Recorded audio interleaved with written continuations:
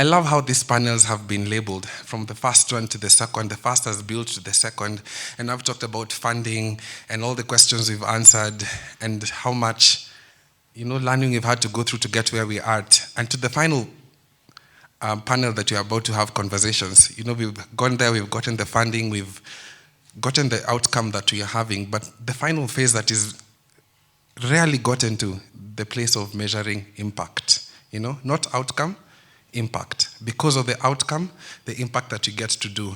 And how do we scale this impact? And if you're looking to transform the space that you're part of, this is a conversation you want to keenly listen to. All right? It's a conversation where we're going to be talking about experiences from changemakers, people who've actually gone ahead of time. They've done it. They've seen the entire cycle, and they've moving their spaces from this big to this big, and the impact keeps on growing to a larger scale, And I love that this conversation is hosted. I don't know do I start with her name or her title? Our moderator for this panel is a filmmaker and the founder of DocuBox, East Africa's first independent film fund, instrumental in supporting and empowering local. Do I need to explain DocuBox now that you're here? Ladies and gentlemen, round of applause for none other than Judy Kibinge.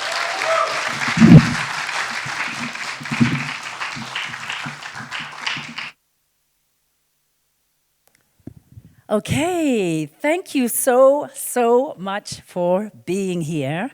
Yay, Margaret. Yeah, nice to see you. Gonna be up here in a second.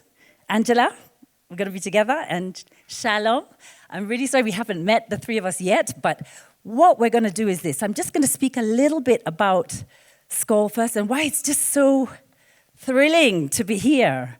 So Skoll has, this collective action. Every single year, they call this great big gathering together in Oxford, and all these different change makers come. And it's about growing networks and collaborating on social change. And the 2 times I've been there, what has blown me away is how many East Africans I've met there.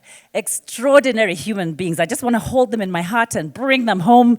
But there we are in the cold, meeting all these Kenyans that I just wish we had right here at home. And today we do, because the 3 organizations and the 3 people working with those organizations, one a founder, I think, 2 very big engines and huge parts of those 2 organizations, are going to help us understand why Africa, we're just going to raise it we're just going to raise it to another level, because the kind of thinking, the ideas, the story of the foundings that you're going to hear is really going to blow you away. And so we're going to do this a little bit differently. I'm going to introduce each person. We're going to play a short video about the work that is happening in their organizations. We'll have a little chat, and then the next person. And so I'd like to start with Angela Odor Lungati. You are a big cheer for you.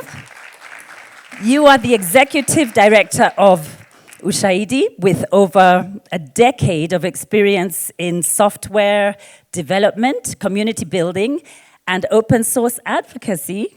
You're amazing. And your organization is amazing. And so we're gonna... Is it? Yes. Yes. There we go, yes. there we go. Okay, so yeah, Ushahidi, whoa, big fan, and you have many fans, not just here, but all around the world, because the work is so expansive. But if you were going to explain maybe, even more simply than your video does, what you do, because it's extraordinary, how would you put it? What do you guys do?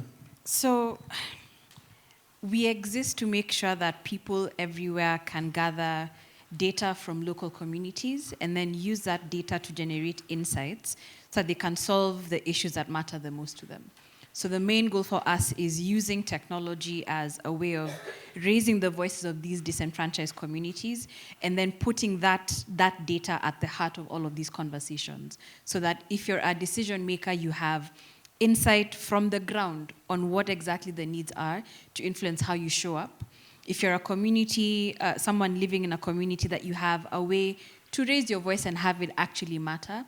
But more importantly, that we start to look at community-generated data as a public good, that it's not just about the static data set, satellite data, the census data, but that indigenous knowledge, people's lived experiences are really what we need to understand what's going on today, and that we can then use that to solve problems. Wow. And would I be right saying you've been around as Ushahidi for about 18 years? Okay, we are an adult, yes. You're grown up. You're all grown up We're now. all grown up. No children's on this stage. No, no. 17. It's since 2008 formally. I mean, we were born out of the post-election violence in 2007, which I think many people in the room know, and have evolved over time. But the core mission is still the same, that we're using technology to amplify the voices of people who would traditionally be left out. Wonderful.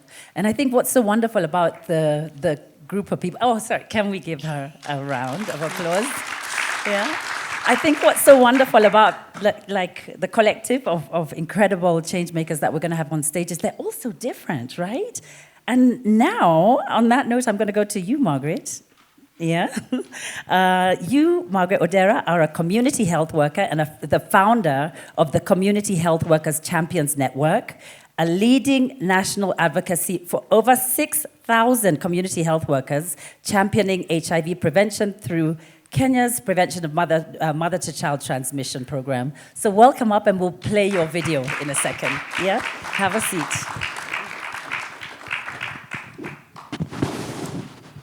Ronald, can we play the video? Led by one simple and major goal: saving democracy.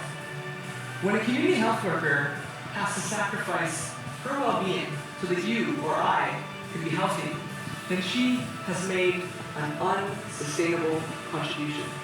We came together to build a world in which community health workers were no longer the health sector's leading philanthropists. We are making professional CFWs the norm by changing guidelines, funding, and policy. The most humbling learning that I've had in this experience. Wow. So, we've seen you up there on the stage. I think the little clip of video that we're seeing is just this year at Skoll, right? Yes. Incredible. Guys, you need to understand what it means to stand on that stage. Like, there are some other superstars over there who are not talking about changing the world. They have done it, and they have been called to just receive not just the spotlight, but also, I think, a big grant that helps not buy a car, but push your work even further, helps you reach more people. But tell us more, because yes, now we've seen you receiving that accolade, but tell us more about your organization. Okay, the organization is called Community Health Workers Champions Network, CHWCN. It started in 2020 when I went to Bangkok, Thailand in February. And one of the main topics that were being discussed there was about a community health worker. And I was invited there to speak about my journey as a HIV positive mother and mentoring about 780 mothers to have a HIV-free child, and all of their children turned HIV negative. And I was wondering, one of the topics, the main topics, is about a community health worker. And this community health worker is not there. No single community health worker was there in 72 countries that were represented there. And the people who are representing the community health workers were nurses and doctors. And that is why I got this idea that community health workers have stayed for more than 100 years without being paid, without being supplied, without being skilled, and without receiving supervision, supported supervision. And I thought because 70% of community health workers are women, I think that is why that was happening. And it was very unfortunate. And I thought it was unacceptable for women to continue this way. So we began 5. I called because as a community health worker, I was not paid. I was not, receiving the supported supervision. So I called the ones that I work in Mathare North Health Center. So I called the 4 other community health workers who are there. Sheringham is there with me. He's a co-founder of the CHW Champions Network. So and I said, hey, you are not recognized anywhere because you are misrepresented or even not represented at all. And because you are not recognized, you are not given a platform. So we cannot be recognized if everybody is scattered. Because somebody at the meeting asked me, you want us to pay the community health workers. Who are these community health workers? Because we are not appearing in any database, nothing. And I felt we should be counted. So we started 5. Right now, we are not 6,000. We are 10,000 community health workers. Okay. Covered in 47 out of 47 countries. Yeah. That's incredible. That's incredible. And I'm already feeling scared for the person who dared to ask you, should we pay? Because I can feel your fire, even from here. And we're going to dive into your origin story a little bit more as we go on, because it's really emboldening, it's really uplifting, it's really empowering when you start to really understand change starts with the power of one. And I want to know your story of how this one has lit this incredible flame. Yeah? Okay, so we're still not at full stage, and the stage would not be full without Shalom Diko. Where are you? I think you're over there. And you are the head of policy, partnerships, and you're also a legal and sustainability expert, I understand, at Food for Education.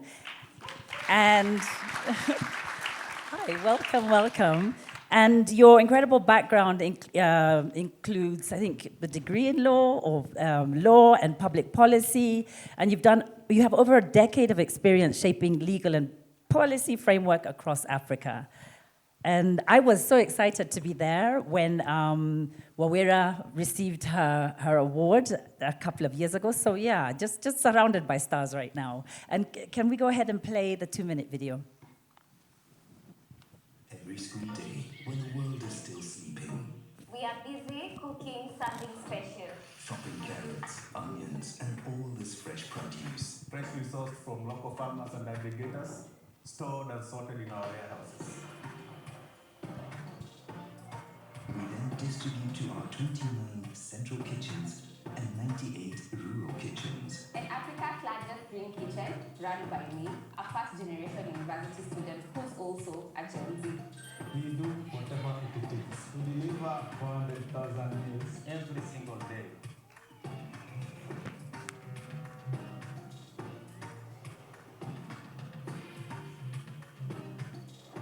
To me, to me, to me, to me, to me, to me, to all of us, to all of us, To all of us.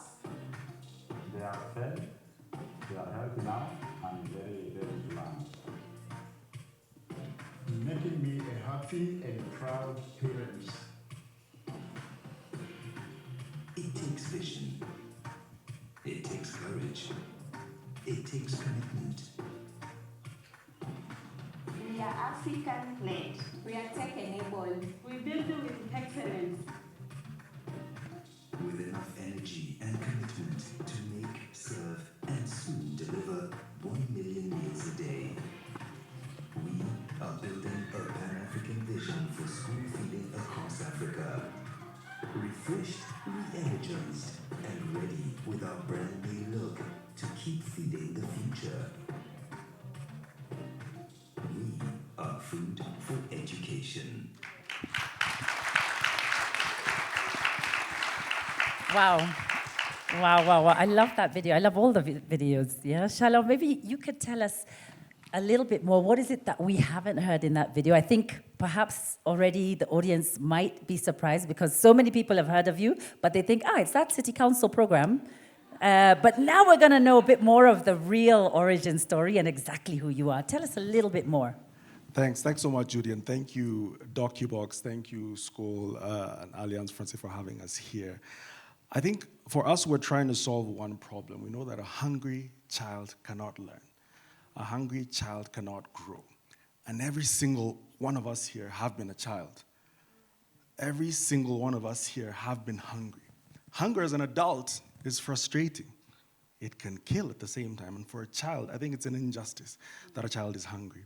So what we're trying to do is to provide a solution to end that hunger. And it started off with Wawira Njiru, our founder, trying to solve a problem in our community. Just outside her church, started feeding 25 children to try and address that problem. But when you look at that bigger scale to date and where we are now, we know that 216 million kids on the continent don't get enough food. They're malnourished. 90% of children in Africa don't get the right food. So even if they eat, they don't get the right food. And you might think because someone is privileged, they're eating right, but sometimes they're not. They're not eating the right things. In Kenya, about 60% of our children are malnourished or stunted. And we thought, why not go to the schools and actually solve this problem? So that was what we're trying to solve, and that still drives us. To date, we feed 500,000 children every single day. And we've seen the impact of that come about through increased enrollment. We've seen them perform better. We've seen them come to school, especially where a plate of food is not available at home. It becomes a double incentive to feed the child and educate them. But beyond that, Judy, we've also seen how communities have benefited. We've seen economies being impacted. I have 4,200 colleagues at Food for Education. 50% of them are the parents of those children, right? 80% of them are amazing women that the poet talked about, amazing women like the two women sitting next to me here.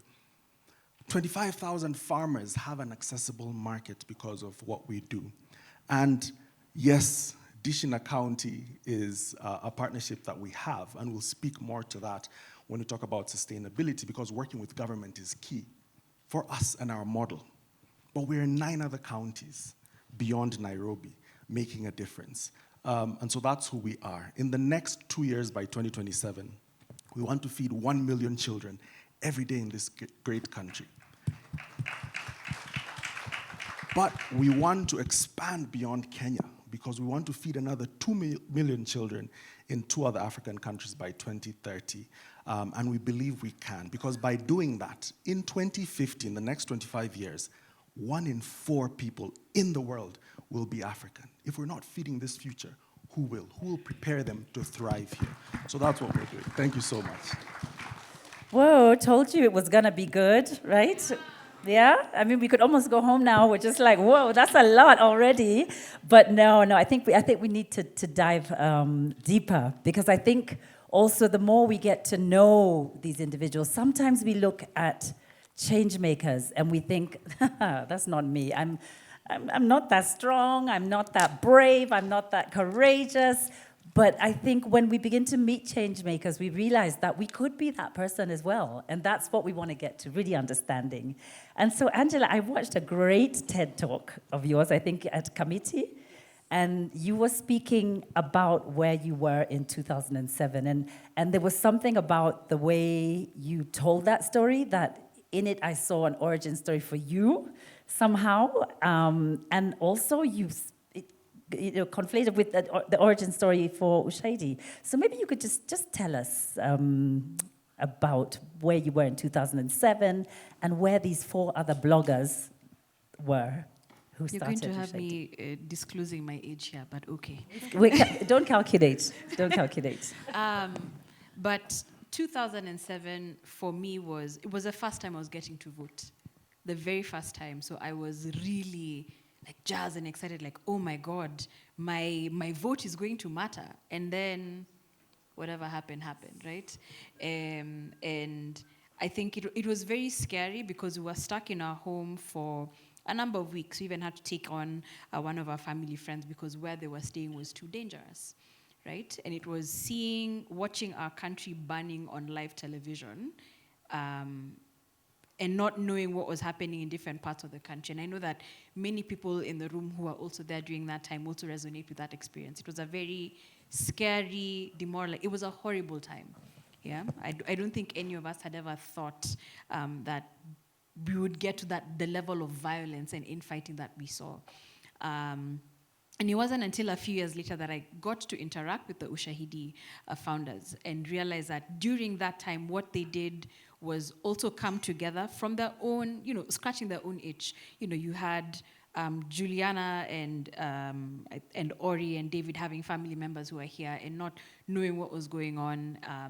Eric also has his roots here, and them thinking, we need to do something. We need to find a way to show the world what exactly is going on and find a way to hold people accountable for the crimes that are being committed. And so that is the origin story. It was a huge gap in information, the government not being able to, there being a very deliberate onslaught to hide what is going on, and for the organizations that were trying to do work, them not having that capacity. And so setting up the platform as a way to give people a voice. You can text in, you can send an email, there'll be a tweet, and you have everything blown up on a map. So if I wanted to know what was going on in my village, I'll go to shahidi.com, and you have a map with all of these dots that show you exactly what's happening. So you get a very quick visual representation of what's going on, and giving Kenyans a voice when no one else could or would. And then realizing that, at that time, the birth of Ushahidi was also coming up at a time when there was increased connectivity on the continent, the rise of social media platforms, and the rest of the world also seeing and thinking, okay, this is a different way of doing things. We're not having it be a top-down approach of information sharing and people coming in and saying, we know what you need, but more of it coming from, I'm stuck here, I need water, I need medicine, or there's somebody breaking into my house here, and that leading to direct action. So the platform being set up as open source was, okay, I don't want to call it accidental because I wasn't even there in the first place, but I think it was in response to other groups coming and saying, we've seen what's been done in Kenya, we want people to do the same thing. And that's what was used for the Russian fires and then the Haiti earthquake. For me, I was in my third year in Strath in 2010 with Ben over there. And it was when the iHub in Nairobi was also starting out. I'd always known that I wanted to take up a career in technology. But I'm also a very social person, and what I'm realizing now in my old age is that I find meaning and purpose in helping people. So I knew that it wasn't going to be sitting behind a desk somewhere and building code for no reason. And so volunteering for projects like the constitutional referendum and Uchaguzi many years later that got to show me, okay, these lines of code that I am writing can directly impact somebody's life here in Kenya, or somebody's life in Nigeria, or somebody's life in Haiti. And that I think is what has kept me going, looking at how I use my skills as a technologist as a means to an end to help people. And that's actually such a beautiful thing to listen to and think about right now when the whole world, we're all talking about AI, there's fear, when people think of people coding, you're like, dun, dun, dun. But it is a city with so many brilliant coders and coding for good, coding for all kinds of reasons. I just would like to ask, and maybe I'm drawing parallels too close, but was there something also that might have stayed with you? Like, what is it that led you, apart from being a social person and obviously enjoying working with people, what is it that drew you to Ushahidi in particular? Was there anything in particular, or is it that they've just always been a little ahead of their time? No, I think it's that social purpose. It's the fact that and we see it even from all the products that we've built over time within the organization. The solutions that we built have always been grounded in problems that we are also experiencing, right? And figuring out how we make it better, not just for ourselves, but for other people. And that just, it gives quite a lot of meaning, and it has kind of transformed over time, and it's probably the reason why I'm still here. I've been with the organization since 2010. That is, a significant portion of my life. Mm-hmm. And I still see the work. I still see the value in it. Yeah, I don't know if that Yeah, answers no, your it question. does, it does. And I'd like to later come back and circle around and also just dive a little bit back into this global reach that you now have, something that starts here at home, in the cradle of mankind, and then just spreads its wings and its and starts to change the world. I think that's so inspiring, and I want to come back to that. But yeah, I'd like to come to you, Shalom. And I want to ask you, of course, looked at your website, and you've touched on this really important point that hungry kids can't learn. Hungry adults can't even work, for goodness sake, let alone hungry kids. But also on your website is this statement where where it really speaks about how in the absence of the government blueprint to school feeding programs,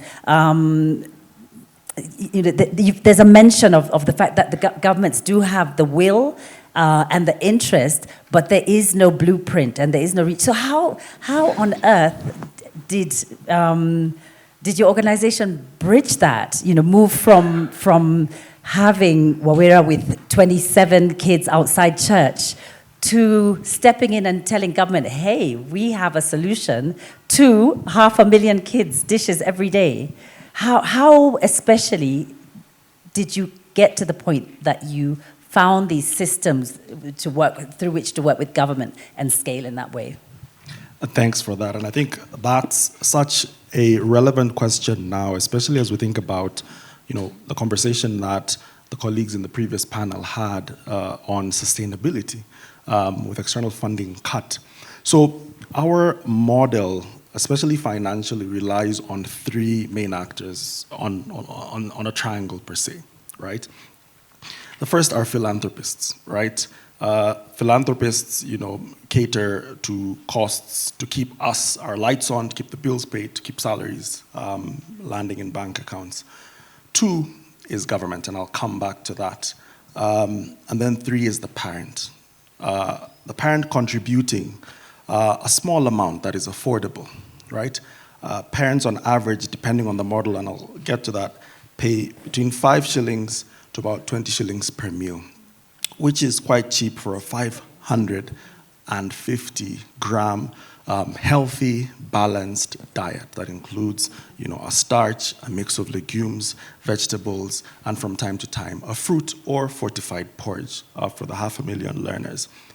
But with government, I think finding ourselves working with government arose out of a need. So if we go back to 2012, when Food for Education was founded, we start scaling around Ruiru, right? Just outside Nairobi, where we are knocking on doors in schools. And are you interested in us helping provide affordable meals to these children?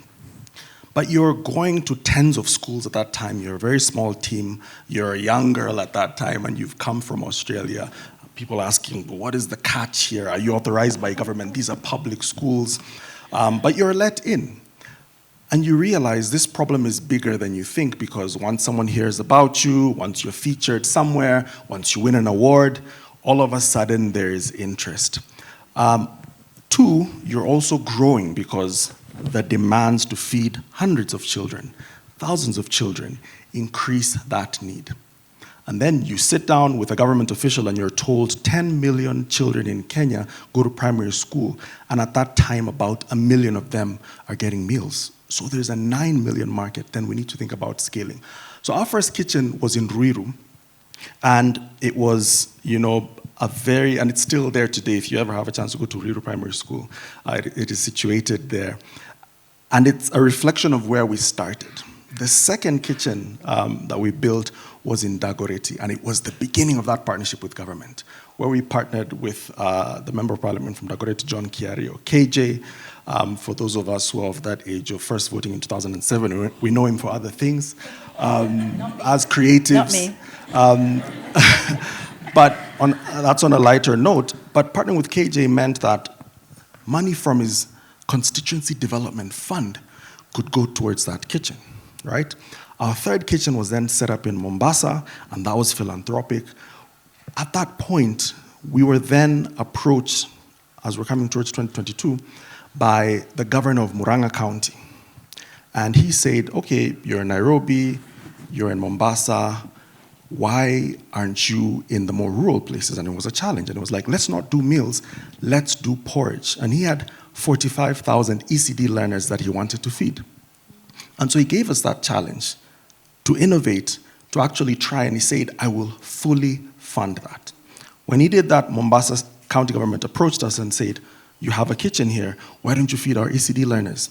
And again, the county government fully funded 11,000 learners to eat, because they realized devolution is about getting services to the people. And this is as basic a need as it comes for the most vulnerable and important stakeholders in society, the children. After that, the third county government partnership that came up was with Nairobi County Government. The former senator, now governor, had been a champion of school feeding. And his story is always that he would go to schools and he would ask, mnataka nini, what do you want? He would expect, oh, tunataka school bus mpya, tunataka makompyuta. No, they said, we're hungry, tunanja, tunataka kukula. But the county government could not deliver efficiently, right? We had figured out that instead of using mkebes to collect coins and look for change and run to shops and get change, we would integrate technology, right? This guarantees every of those 500,000 children eat within 5 seconds. This gives us data on, is a girl eating in Isili today? Why isn't she eating on Thursdays when there's beans and she's only going on Fridays? Why isn't she going to school? It's not just about food on certain days or times of the month or the term. And that data could help government. And they could say, wow, this is something that works. We can invest in it. And Nairobi believed in that. Nairobi not only subsidizes their meals significantly by paying 25 shillings for every learner, but they also put money to build 10 kitchens in Nairobi. And for us, that is impact. We're launching a new county partnership this coming term that starts next week. And for us to get to the million, we can't do it without government. And my parting shot is this: 56% of those children we feed benefit from a government subsidy. And for us, that is key. So that's how we've partnered with the government. Oh, wow. I mean, I think I really love hearing about this, because at a time when we all feel the world is falling apart around our very bodies, and we also look at our own government and we have so much anger at it, I think we need to hear these stories, and because our government is our government, you know, whether we like bits of it or we don't, it's ours. And so it's really, it's very uplifting to just know that there is stuff happening in our country that we can be proud of, right?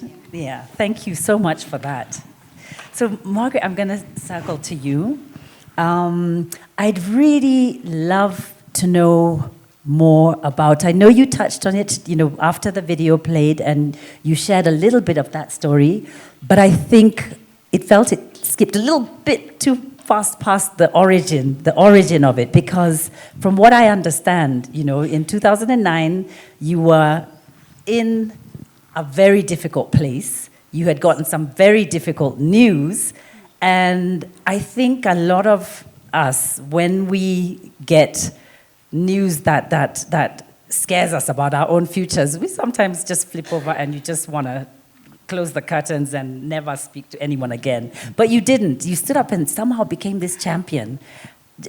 Help us understand where you were, what happened in 2009, and whatever light bulb moment happened that transformed you to the person we just saw on the stage and the person we're with now.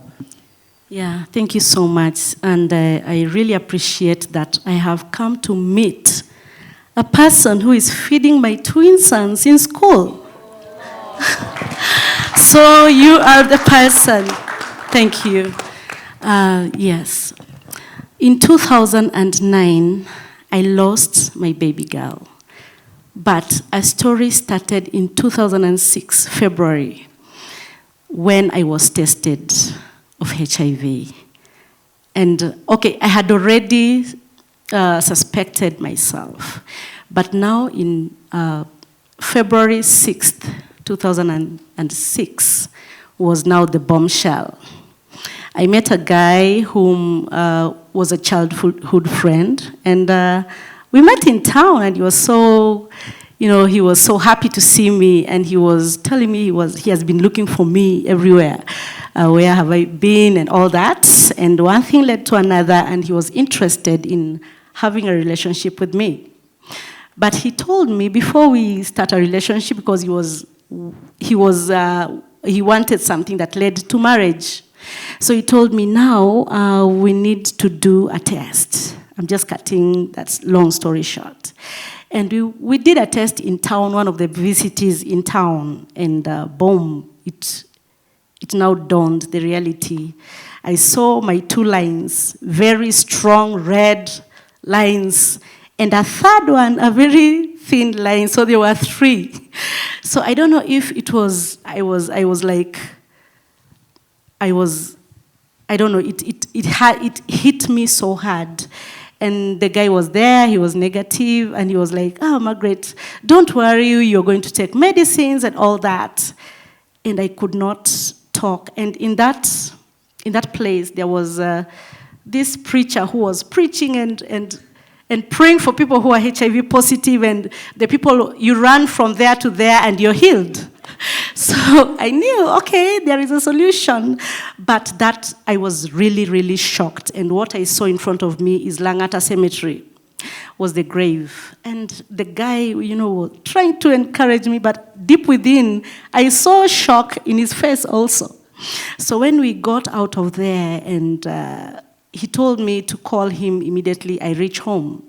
So when I called him, that I have reached home, he had already blocked me. Maybe on his way home, he had already blocked me. So I tried calling him with a friend's number. And I said, oh, Fred, it's me, Margaret.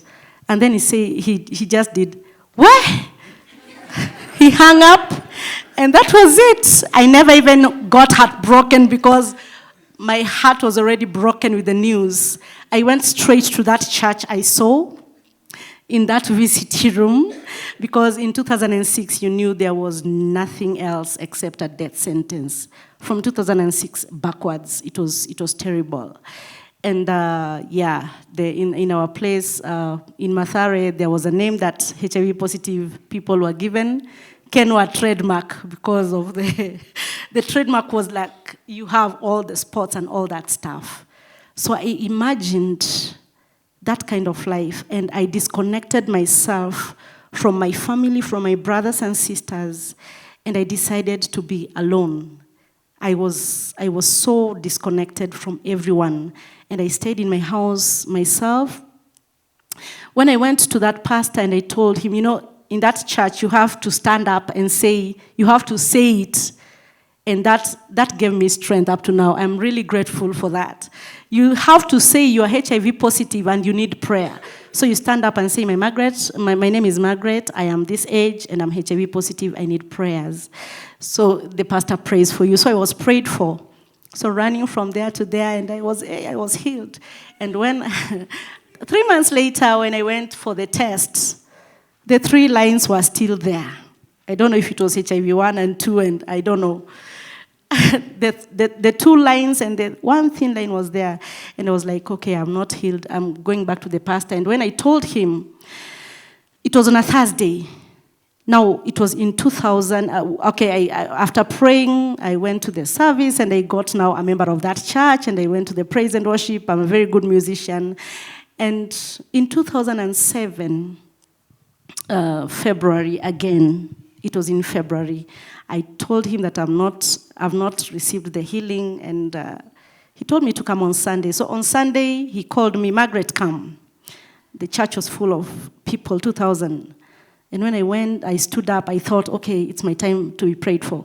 So he called me and said, now, do you see this lady who is coming? These are the people that are destroying our names for lack of faith. Now, Margaret, the Lord has told me you have 2 weeks to live. Can you get, there was a door that you get, when you're cast, there was this door. And there was this door. So he said, you have 2 weeks to live. He said in Kiswahili, ebu toka, tuonane mochari. Get out, see you at the mortuary. Those are the words that I can never forget. You know, the words that you can never forget. Those are the words that I get. So when I had cried, I had prayed, I was called names. When you're passing, you hear somebody say, screaming, shouting, we are about to have a funeral. Another person called you rotten blood. So I was used to that and was so hardened. When he told me that, I could take the rest, but this Tuonane mortuary, I could not take it. So I went home and I said, I am not going to die. You, Pastor, you are the one who is going to die, not me. I spoke to myself that because I could not imagine now I'm going to commit suicide. There was a pool.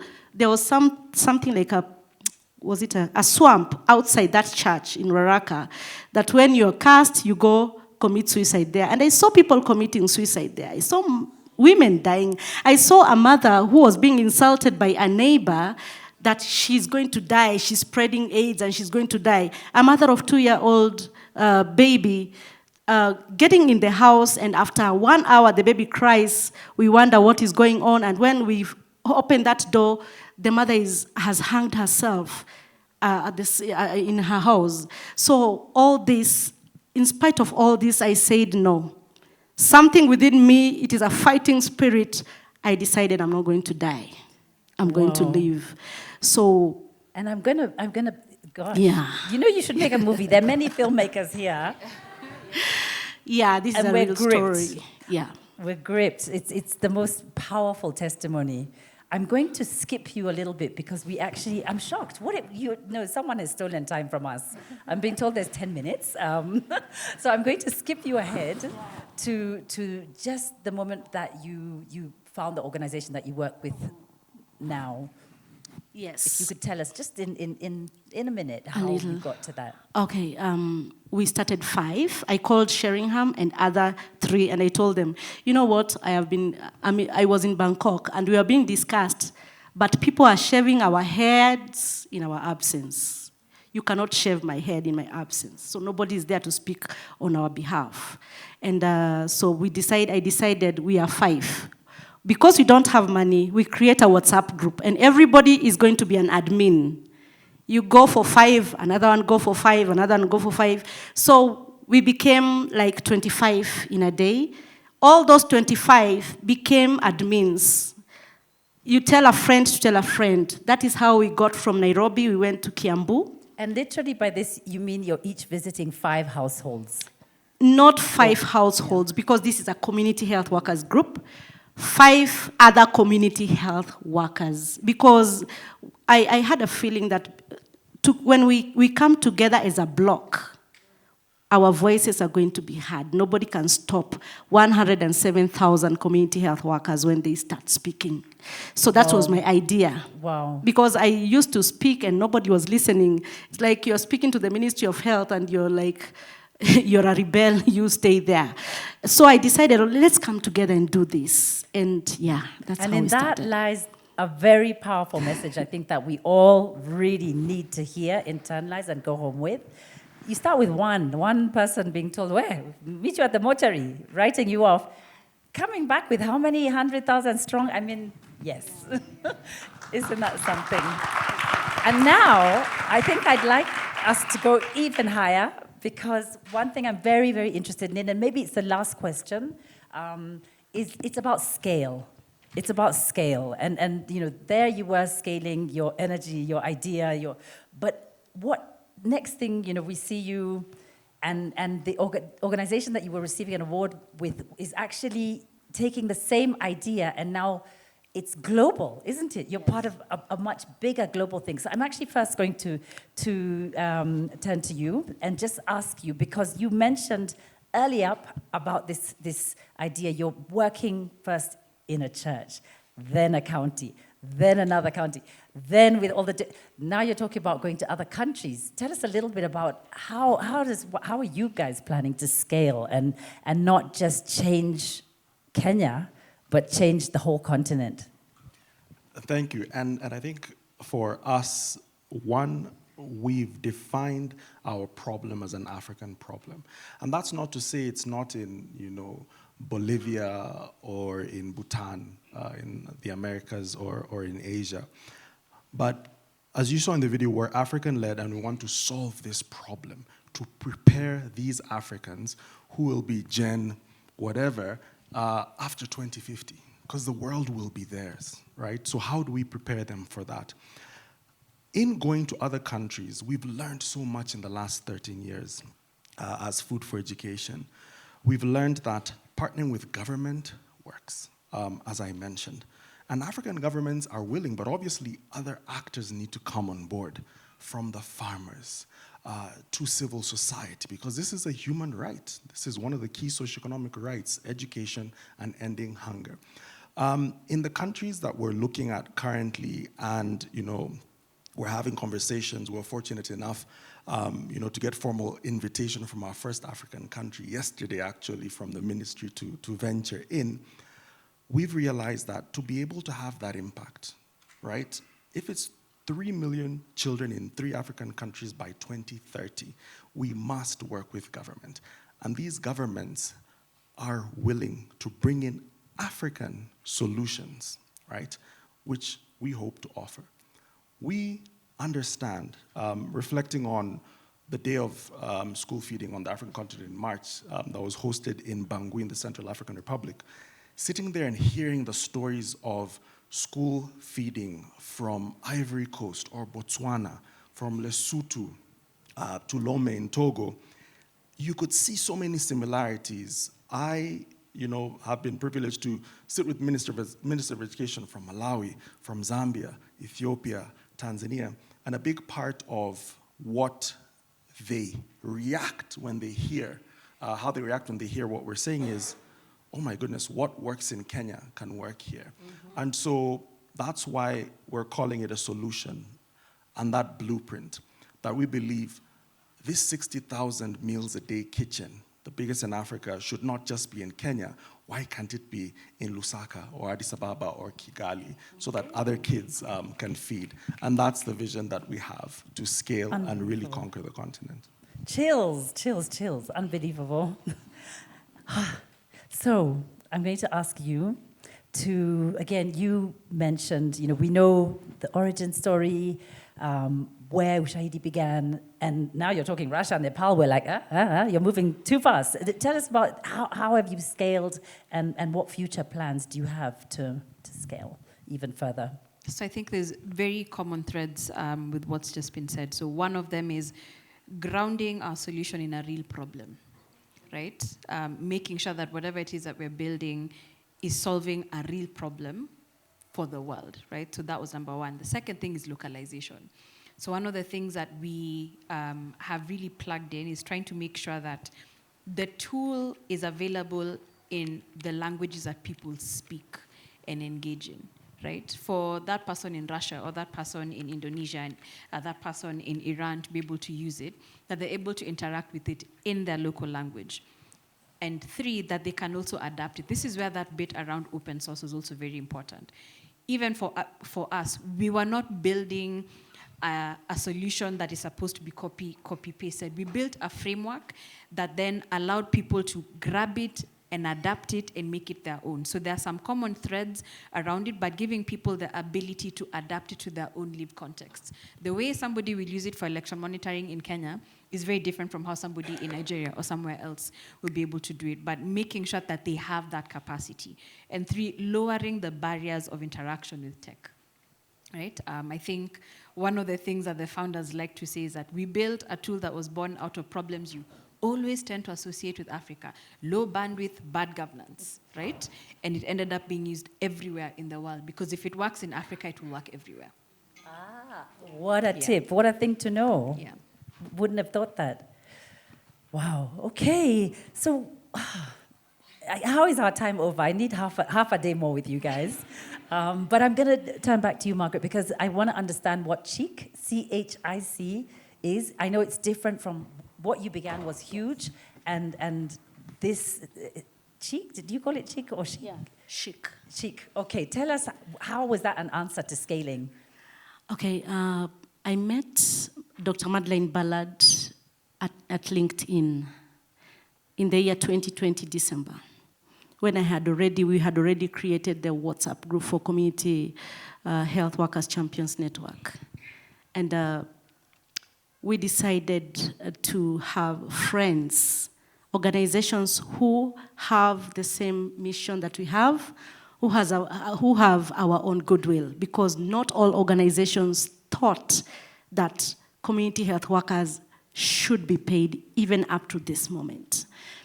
So we needed to partner with organizations who are friendly, who don't think that CHW Champions Network is a revolutionary group that is opposing something. The organizations who think that they can put this idea to governments and change policies and guidelines.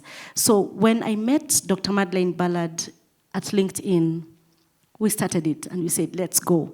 Sheik became a friend of CHW Champions Network, and in that, Sheik introduced advocacy training so that we may get to know how to advocate professionally.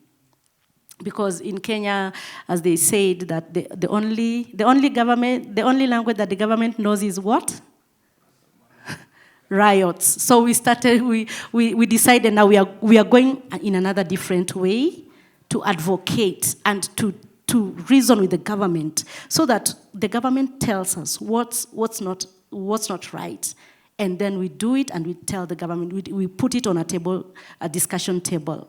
So Community Health Impact Coalition is a coalition of 40 organizations, yes, from around the world, whose vision and mission is to see a salaried, skilled, supervised, and supplied community health worker. So our main aim was to partner with organizations like that are like-minded, that are our friends, and that's how we came to be winners. Because in Kenya right now, we are seeing changes. We decided with 17 counties leaders to write a memorandum in 2022. And the president took that memorandum, we took it to the parliament, and the parliament positively received. And in that memorandum, we wrote that community health workers should have a fair compensation, should be recognized by the government, and should be supervised, and should be skilled, and should be given even digital tools. And the president signed it to be a law that we should be recognized right now in the Ministry of Health. I know we are not yet there, but at least we are receiving a stipend. Because today now is better than yesterday, and that is a win-win for us. Wow. Amazing, amazing. And Mark, I'm going to ask you, because I think right now, and I think I've robbed the audience of questions. Is that terrible? Has anyone got a burning question?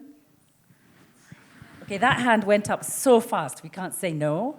And we're going to have that one question, and then we'll just have a line from each of you just letting us know what's the world that you are working to create. When you picture that world 10 years from now, 20 years from now, what is it that you will be most proud of? So we'll just get that one question and come back and have that one line from everyone.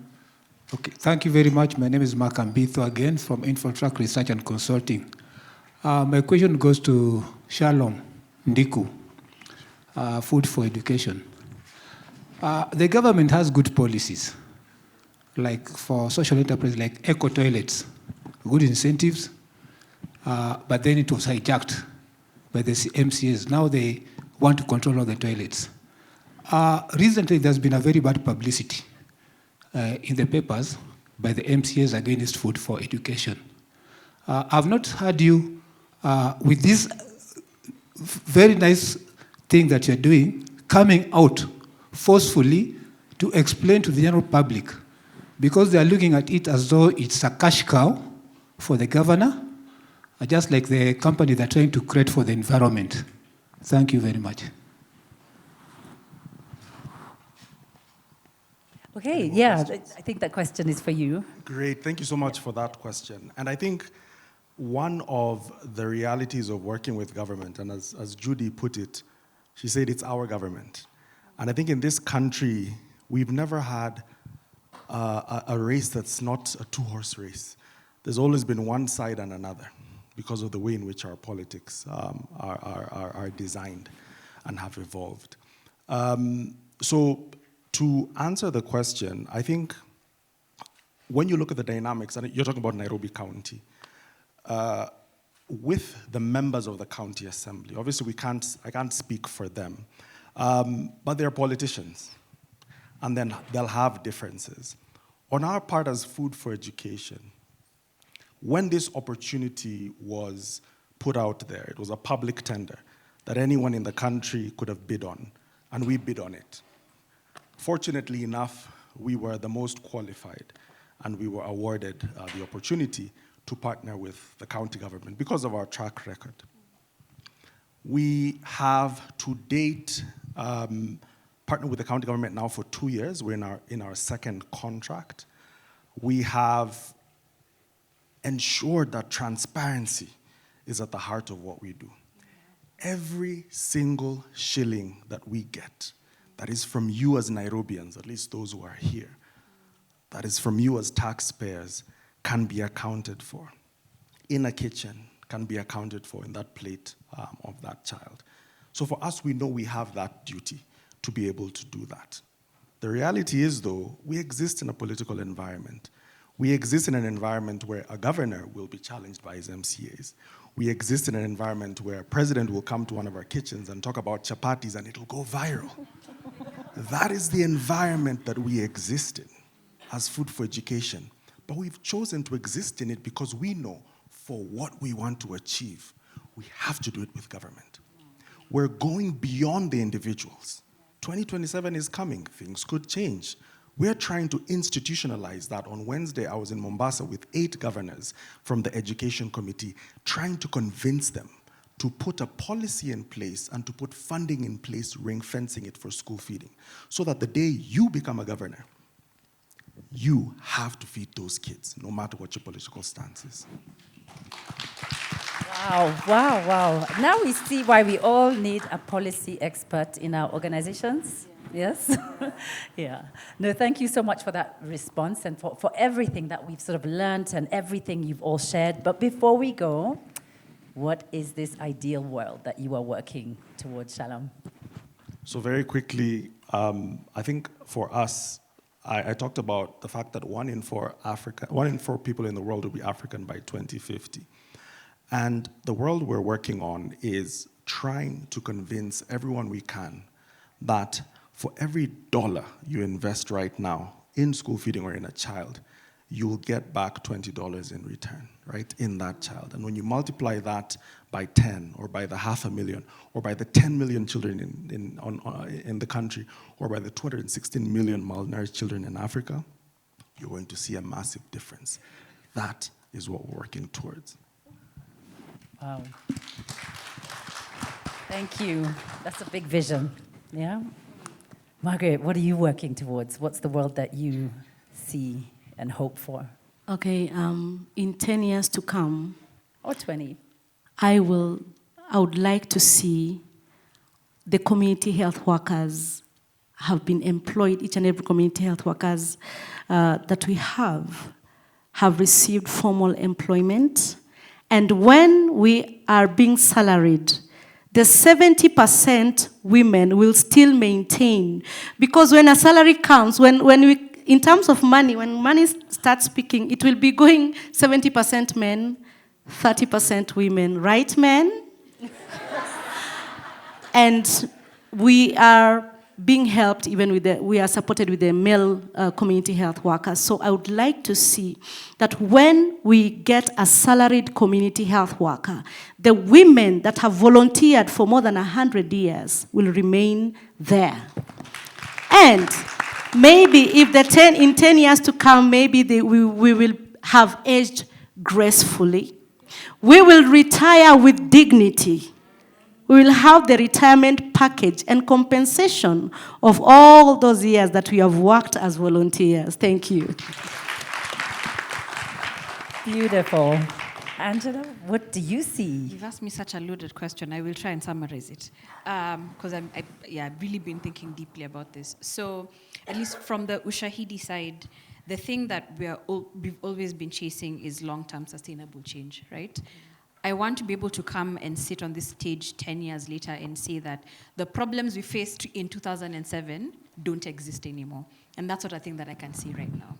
The problems we faced 10, 17 years ago still exist. And so there's still a need for us to listen to people's voices. So my hope is that from listening to people's lived experiences, we'll have a deeper understanding to solve those problems now, but also think about what a vibrant, sustainable future where we are thriving, not surviving, also looks like.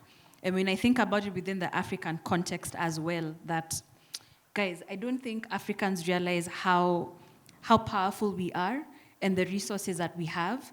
I want us to get to the point where we recognize the power that we hold and that we can be the ones in charge of our futures. That we can build our own local solutions, we can build our own technology, we have the talent, we have the natural resources. We just need to fix a couple of things. What's holding us back? Is it confidence? Is it... It's a bunch of things. One of them, please don't quote me, we cannot keep dancing around bad governance. That is a thing that we need to fix. That is a thing that we need to fix.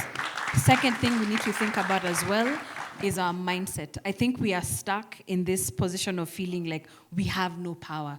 We actually do, right? Rome was not built in a day. These things feel like they're scary. Do it anyway. Start small, gather a group of people who believe and can do the work with you, but just keep moving. Whoa. You heard it. You heard it. You heard it. Things sound scary, but we can. You guys are sounding like the wrong mindset. Wait. Things sound scary, but we can.